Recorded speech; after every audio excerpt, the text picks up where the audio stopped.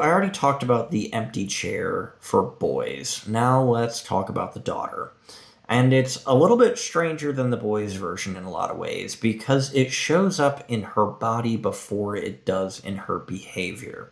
The boy, it tends to show up in things like incarceration, dropout rates, and overall future success. It's a whole mess. So let's get into the daughter side. A psychologist named Bruce Ellis was tracking girls in the United States and New Zealand from kindergarten all the way up to 18. The earlier a father left the home, the higher the odds his daughter became sexually active young and got pregnant as a teenager.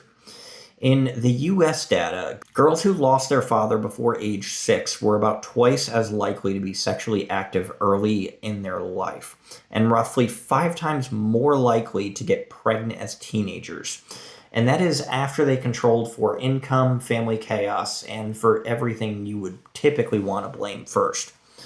Now, the honest part is this isn't about shaming girls. And it's not about blaming single mothers, most of whom are carrying a load built for two.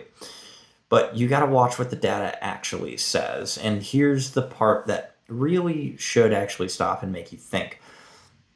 Girls who lose their dad earlier go through puberty earlier. Their bodies start the clock sooner.